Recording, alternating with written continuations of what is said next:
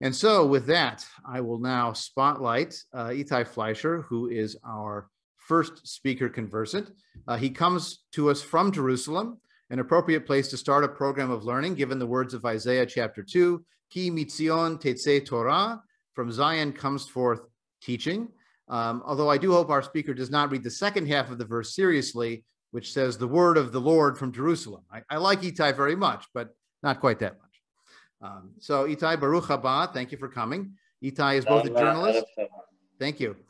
He is a journalist and an educator, the education director of Kids4Peace Jerusalem, which works with Jewish and Arab youth.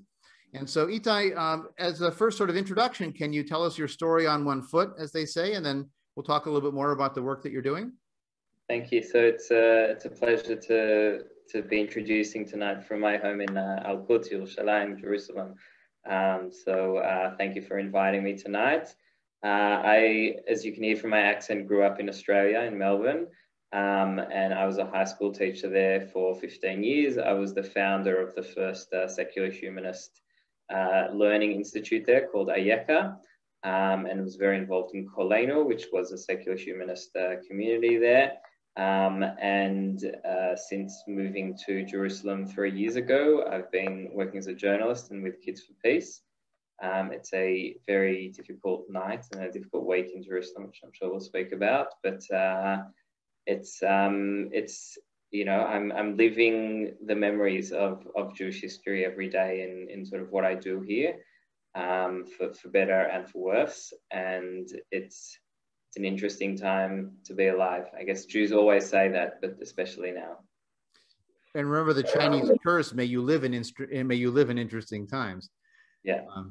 So tell me a little bit about the work that you do with Kids4Peace under, let's say, normal circumstances or semi-normal circumstances for that part of the world.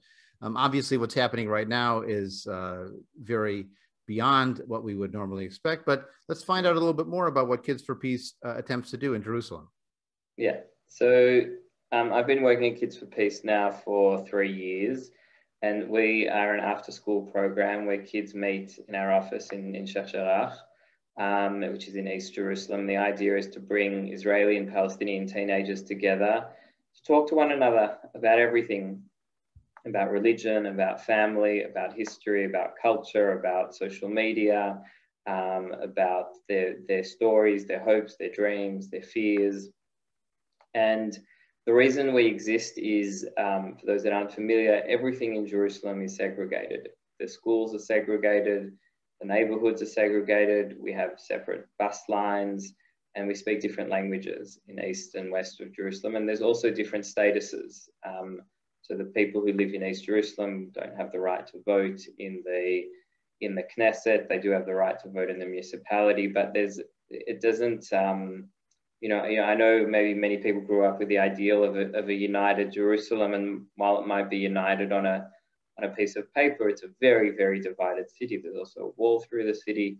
And what we try and do is we try and make a place where these kids from East and West Jerusalem can meet in a safe place where everything's in Hebrew and Arabic. You don't have any guns or weapons or security in the building. The idea is that everyone should feel safe there because of the relationships they have with one another, not because of the weapons that they hold. And this is the mantra of the youth movement, you know, that we empower youth to create more peaceful communities. We don't define peace. Everyone can come up with their own idea of peace, and I can assure you that they are very different from one another.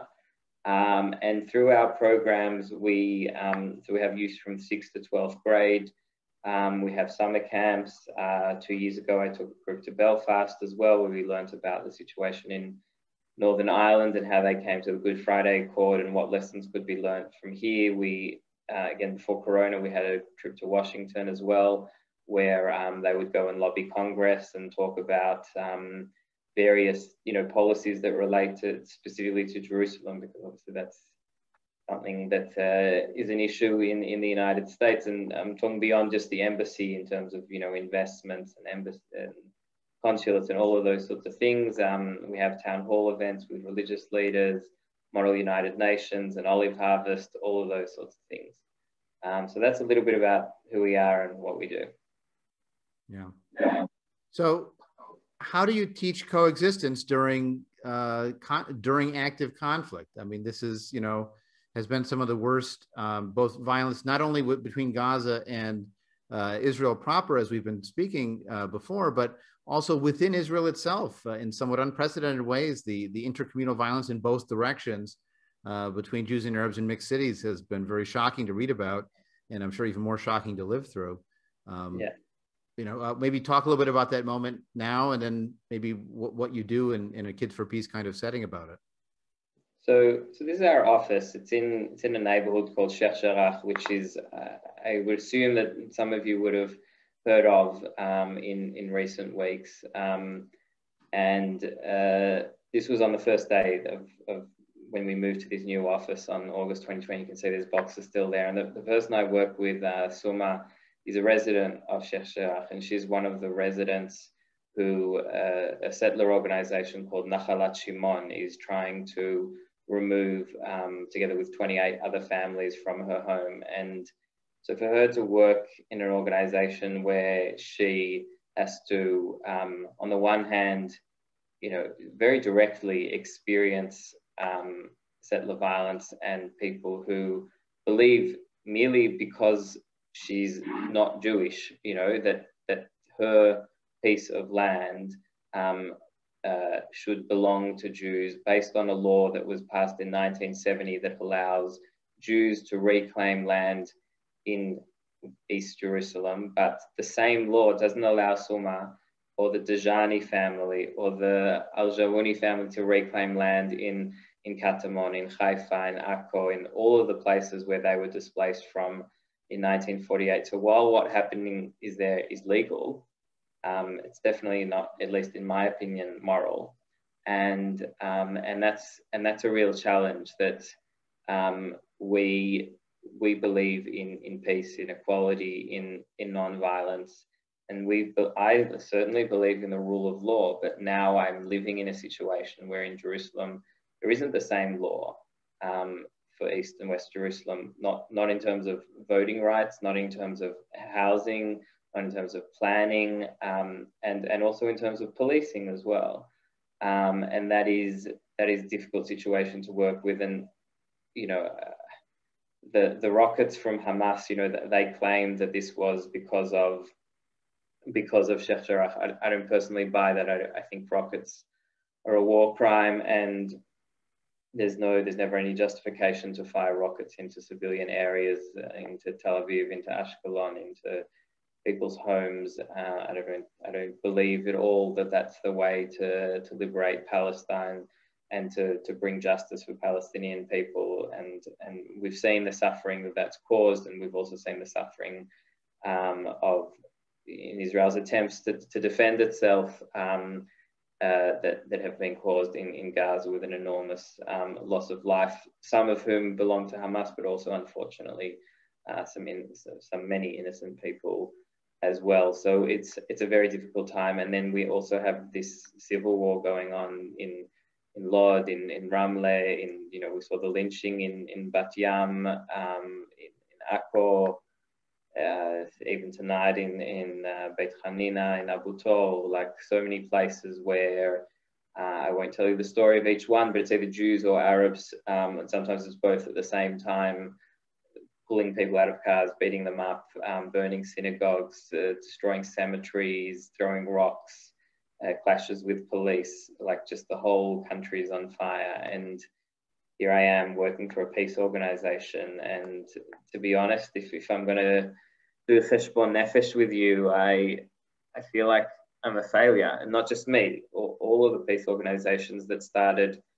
We started after October 2000, like many other organizations did after the Second Intifada, hoping that giving people a chance to meet one another would make this situation better, and having ongoing human connection would be the glue that would, the civil society glue, I think, that would hold people together, especially in times of trouble. And what we've seen in the last week is that, we're a drop in the ocean. The while the majority of this country, both Jews and Arabs, believe in peace, there are still many people, especially young men, who are quite prepared to commit violence and be these vigilante mobs, sort of acting in the street in ways that do not bring honor to themselves or to their faith traditions. And part of it is was so disappointing, I guess, or disillusioning, at least from outside, was we finally had for the first time a serious conversation about Arab parties becoming part of a governing coalition of either side, of either the right or the left. And the Arab parties being open to the conversation too, because historically it was sort of a two-way street where they hadn't been included in governing coalitions and they weren't necessarily sure they wanted to be included in governing coalitions with Zionist parties. And here there were Arab parties being courted by both sides. And it was really, from my mind, a hopeful moment of integration, coexistence, working within the system to improve the system. And then we've gone to the other extreme now with this intercommunal violence. Well, as you're right. Look, Mansour Abbas from the Ram party personally I have many differences with, but when he gave a speech in Hebrew on just about 2 months ago, it was carried on prime time at 8 o'clock. All the stations covered a speech from a man standing in front of 4 flags of the Islamic movement. I don't think that's ever happened on primetime TV, quoting from the Quran about Adam and Eve being created equally and condemning violence and the notion of Jewish-Arab coexistence, saying, that your interest is our interest and our interest, in, a real sense of that. And then even in the last month, the way he's condemned all violence, even terrorist attacks in Tapuach Junction in the West Bank, which you usually wouldn't necessarily condemn terrorist attacks on settlers, has come out against that. And last week, making very strong statements, calling on all the Arab mayors and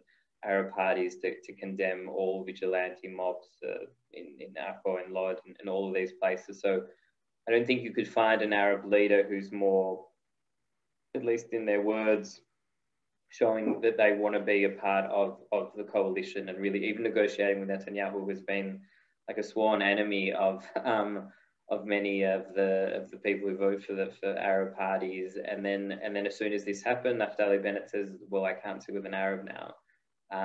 And I think that's a deep tragedy, because I think if anything can be done now to heal the rifts, it's to give Arabs a voice in the government that rules their lives. I mean, that to me seems like such a basic thing that you need to happen. How are you going to get equality without having political representation? Because people don't have political representation, they have to express their views in other ways, and that's not always a good thing. So let me ask you this. I'll put you in the position of being a teacher, which you are. Yes. One of your kids in your program drops you an email, sends you a DM, saying, "Are we opening up again? What happens next? Let's say things die down in a week, a month, whatever.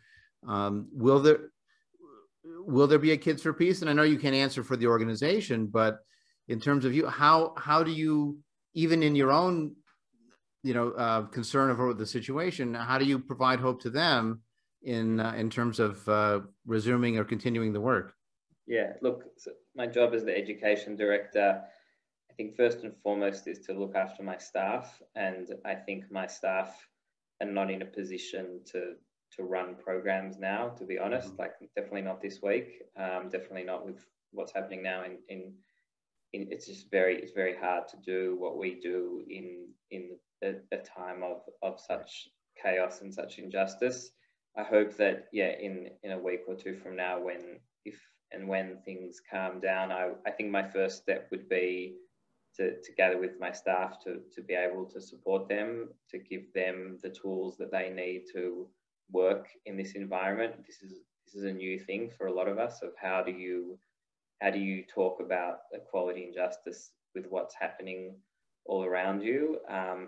Then we would have to obviously work a lot with parents to make them feel like Kids4Peace is a safe place and a place that they believe in still, and still believe in our values. And then we have to have hope, because I don't think you come to Kids for Peace if you don't have hope, and hope is in very short supply in Jerusalem tonight. And I'm usually a very hopeful person when I speak, so I'm sorry to be a downer on the first night of Shavuot, but it's a very, very difficult time to be hopeful. Yeah, I'm a regular follower of Ittay's on Facebook, and he posts very interesting interviews. And I've had a chance to meet him in person at least once when we had a trip there a couple of years ago. And yes, this is a very different tone, but it's a different world that we're in. I did think of one possible source of hope. You can decide if this works for you or not. And it's actually connecting with the holiday of Shavuot, because the main character of the book traditionally read on Shavuot is Ruth. And Ruth herself represents a paradox, because Ruth is a Moabite. Yeah. And the Moabites in the Torah are the children of incest, going back to Abraham's nephew Lot. They are the bitter enemies of the Hebrews during the Exodus process. And even afterwards, they're a rival kingdom. We've actually dug up the Moabite civilization and found them. And in the book of Numbers, the Moabite women seduced the Israelites into whoring, literally, with the women and after other gods. And that's actually the word the Bible uses sometimes, is nut, literally, that you're whoring after other gods. So here you have the Moabite women as a temptation, as evil, as idolatrous. But then you also have Ruth, who in the book of Ruth is a model of loyalty and devotion. She herself attaches herself to the Jewish people and their traditions, and she becomes the ancestor of King David. Yeah. So it can move from utter enmity and hatred to ban them for 1,000 generations from joining the community to becoming part of the family in either a metaphorical or even maybe a literal sense. So, maybe the story of Ruth offers, if not a template, at least a precursor, that can give us a little bit of hope that enmities can be gotten beyond. True. When I was studying Tanakh at Hebrew University with Yair Zakovich, he actually wrote about Megillat Ruth, and he was trying to explain why was this book put in the Tanakh. Because if you think about it, it really shouldn't be in the Tanakh. Like it's very subversive. Let's just say Orthodox conversion in Israel is a long, long way away from conversion in Megillat Ruth. And you of all people, I'm sure, know exactly what I'm talking about. And also the relationship we have to outsiders in modern Israel is a long way from Megillat Ruth as well. And he explained that perhaps Megillat Ruth is actually a polemic, and that might not necessarily be a true story, but it's a polemic about Jews who married Moabites, who married this sort of enemy nation at the time, and wanted to show the rest of the Jewish community that Moabites are not bad people. So they create this story with, Ruth is arguably one of the most kindest, generous, patient, loving people in the entire Tanakh. And then they make her the grandmother of King David as well, just to add the cherry on the top. And it does really, really affirm that a person should be judged on their character and not on their ethnic or their religious background, which the Torah does so often. So often if someone is a Moabite, a Philistine, and definitely an Amalekite, then we hate them because of their tribal identity. I did also just want to finish with a word of Torah from Jerusalem as well, because I did teach Tanakh for many years, and maybe this is just one little optimistic thing. For the past month, it's been Ramadan, and we've had iftar meals in our office in Sheikh Jarrah, as I mentioned, this very disputed and tense neighborhood, and we've gathered kids together from East and West Jerusalem to share meals and to talk about our stories and our struggle and to eat kosher and halal food. And something that always strikes me about the Sheikh Jarrah neighborhood is the source of the conflict is a tomb. And the tomb that's in the middle of Sheikh Jarrah, according to the Jewish tradition, belonged to a man called Shimon HaTzadik. And this is why the Jews want to live there and displace the Palestinians who live there.